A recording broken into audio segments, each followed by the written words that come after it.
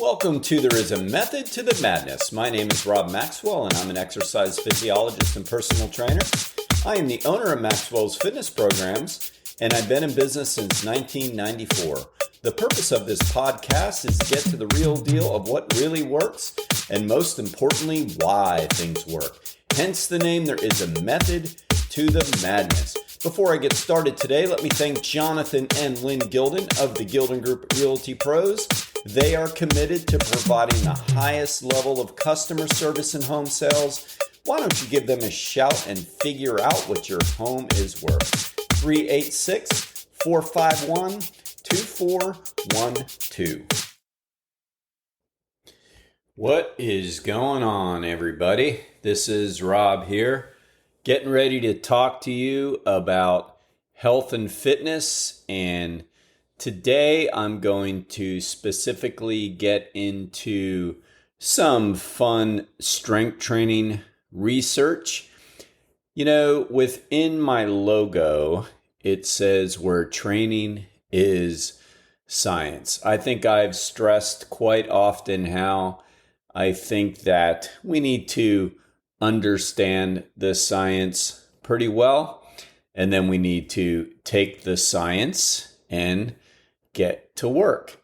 And I like looking at different research studies. I think that's one of the really cool scientific parts of health and fitness. As I've talked about and ranted about, you know, some of the studies can be absolutely ridiculous what they're looking at. But when you look at some of the studies that seem to matter, you know, when you look at like different kinds of training styles compared against one another, even though there aren't too many new things, there aren't too many new things under the sun, so to say, it's still really interesting to look at the results. I should say probably even more interesting to share the results because, you know, I get on this rant quite a bit, but so many people in my industry flat out don't know what they're talking about. And it can be very, very annoying to say the least. I do think a lot of people mean well. I think a lot of, quasi trainers mean well. I think they are absolutely demonstrating a passion for health and fitness most of the time. I mean, you know, there's always those anomalies out there, but I do think like the people that are sharing their views and wisdom really do love it and they mean well. They just don't necessarily have all of the information.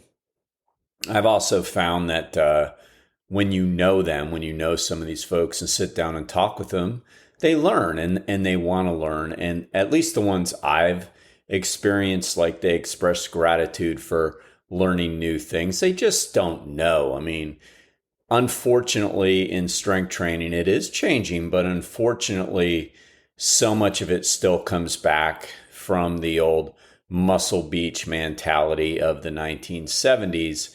It is changing, but a lot of it is still kind of falls back into that. So one of the studies I want to talk about today, this isn't new, but I was going through some of my old books because I'm, working on another book and I like to use different kind of quotes and studies and things like that. And I found this one to be a pretty cool bit of research done by Wayne Westcott, who I think is great. He's a PhD guy, and he's always done like very in your face, simple, easy to follow studies where he'll look at two different groups, his experimental group and then his control group, and he'll just show the data. And I think like a lot of people don't look at the data. Like there's a lot of arguments all the time on social media regarding so many things in health and fitness. Like, you know, one of the ones that I stay out of because it's just a never-ending war, but basically different kind of dietary techniques like keto folks versus vegan folks, you know, kind of two polar opposite views, and they'll argue back and forth. And I'm going to keep this just like within weight loss because they both kind of talk about different positives to their eating styles for other things. But just in weight loss alone, like they don't talk about that. They just kind of argue back and forth. And I'll think to myself, and, well, why don't they just go look at the studies? I mean, it's pretty clear what kind of diets, and it's always comes down to caloric restriction to a point, and then different kinds of hormonal changes. And then, of course, some of the new drugs, the weight loss drugs, the diabetes drugs have shown really good success with weight loss. So they're looking at those types of things. But the studies are there, like they'll show a 12-pound decrease in 8 weeks or whatever. So the studies are there. In strength training, again, you'll hear different arguments back and forth. And I like looking at different types of numbers on that. Now, it's funny, when I was a young gym rat, in my 20s working out, we always did different versions of forced reps or assisted reps. I mean, not always because we necessarily wanted to, but if you were working out with one of the bigger guys in the gym and you're bench pressing and you're about halfway up or 3/4 of the way up and you fail, thank God your bigger strength training buddy is right there to help you and grab the weight so you don't crash and break your sternum. But oftentimes, if he, was a motivated gym rat, which they were, most of them, make you do a couple, 2 or 3 more, where you're pushing with all your might and they're pulling on the bar slightly. We would call that assisted training. And we did a lot of it. When I say we, I mean me and my fellow gym buddies at the gym did it. I had no idea what the research would say about that back then. I'm sure it existed back then. I know what it says now, and that's what I'm going to talk about today. But that's what we call assisted training. And that's like one of the real good benefits of having a accountability buddy or a trainer or a workout partner, whatever you want to call it.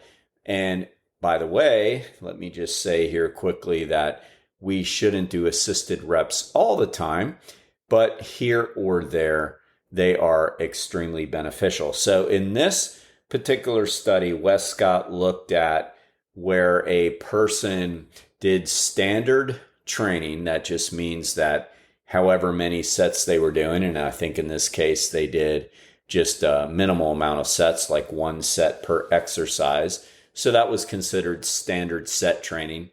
And every repetition, every set was taken to volitional fatigue, which means to the point where a person could not do another repetition. So there was standard training where they went to failure or volitional fatigue on all their exercises. And then in the other group, there was the assisted training group where they did, I should back up and say that each group did 8 to 10 reps. So the standard group did 8 to 10 reps at roughly 75% of their maximal load, which is pretty standard for 8 to 10 reps. Then the other group did 8 to 10 reps at 75%. But after the assisted group failed or hit volitional fatigue, the spotter then helped them do roughly 2 to 3 to 4 more repetitions. 4 sounds pretty brutal, but 2 to 3 to 4 was the control. And they looked at that over a course of 8 weeks. And what they found was, for beginners, now I think that's kind of crazy to look at the beginners and do kind of a forced assisted reps with them, but they were looking to see, the difference. If somebody just started working out, I mean, I guess, they're looking at it like take them right from the frying pan and throw them into the fire, because that's what you're doing when you do forced assisted reps. They're pretty darn hard. But anyway, that group showed a 45% improvement over the group who did standard training. That's significant. That is a lot more. All right. I'm going to break this down for you.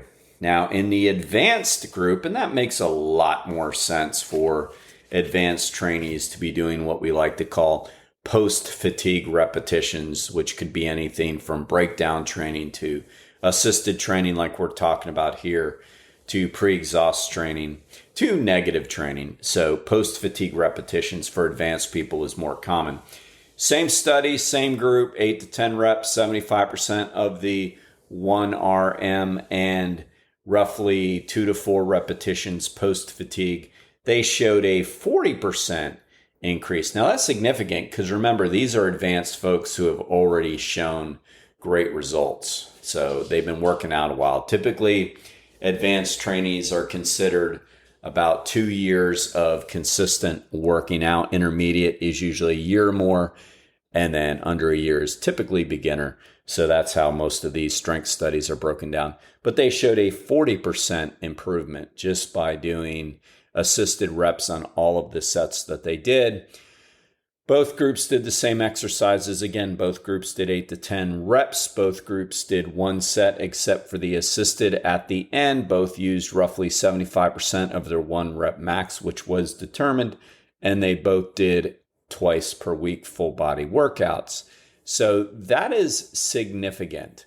So I've always been a quality over quantity guy for sure. Like, the number one reason people give for not working out is not having enough time.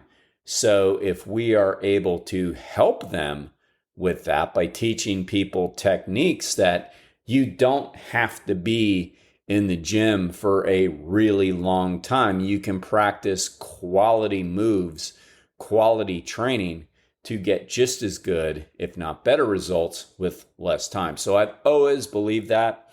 I've been around the folks that believe it. I've seen the research. Again, I look at the research, what works, what doesn't. Show me the data.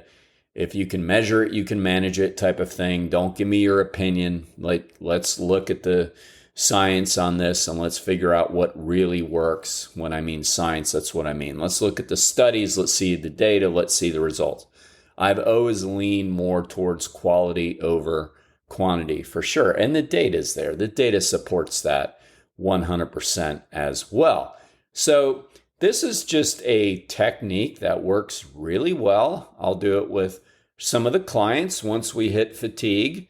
Going to help them do a few more repetitions. Sometimes I just sent a picture of a person spotting a person on a leg press to one of my clients because he uses as much weight on that leg press as anybody in my gym, 280 pounds, which is really heavy.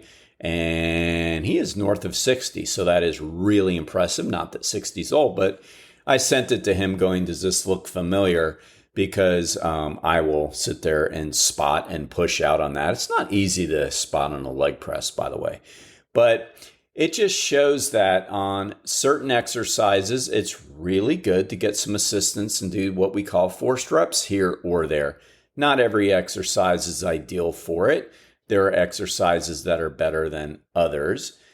But the key is that it works if you're looking to try to get a little bit more out of your workout instead of thinking you're going to add all these exercises or add sets. Add quality to your sets. This is one way to add quality. Now, everything in strength and fitness and everything in endurance and fitness, so both sides, whether we're talking cardio or strength, comes down to how much you can recover. When we do post-fatigue reps like this, you're absolutely going to cut into your recovery system more. So if you're already struggling with recovery, not sleeping very well, stressed out in your life, you're not going to want to do advanced techniques like this. And you don't want to do it on every exercise, and you don't want to do it every time. I wish I could give you, well, I know what the science says on it. The science says that you can't overtrain when you're already fatigued. We know that. Unfortunately, there is no way for the science to tell me how overtrained you are. And it's very hard for you even to figure it out if your system can handle more intensity, because intensity is going to drain you more, but so is a lot of high volume. Again, I wish I could tell you the exact point when you should do these and not do them. The only thing I can tell you is look for clues. If you're not sleeping, you may need to not push intensity techniques or more volume techniques. If you feel jittery or moody, that's also a sign you may not be recovering very well. If you're constantly sore and unmotivated to train, not wanting to push, that also might be a sign that you're not recovering very well. But other than those signs and symptoms, it's very hard to know for sure. I will say this, follow it and track it, keep an exercise journal. I love to do that. I keep an exercise journal. I write these things down. And if you're feeling like you got the juice and you're feeling like you're pretty motivated and you're feeling like you're getting enough recovery, absolutely use some assisted reps in there because you will get benefit from it. If you're a beginner, you're going to get like 45%. I don't personally recommend doing techniques like this when you're a beginner. Most people listening to this are not though. But if you're intermediate to advanced, check it out because you'll get at least a 40% greater rate on your return. That, my friends, is pretty darn good. Hope this helps. Get to the gym. Some of my favorite exercises to do these kind of reps on are chest press because it's easy to get a spotter for that.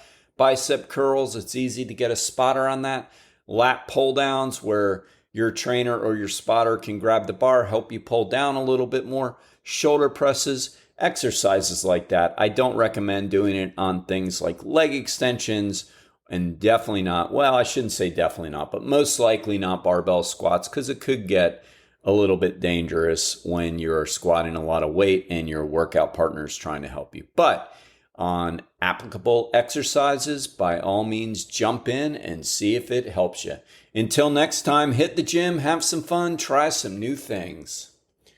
Thank you for listening to today's show. I ask you to please follow this show on wherever you get your podcasts. And also please hit automatic downloads. It really helps me and it helps the show.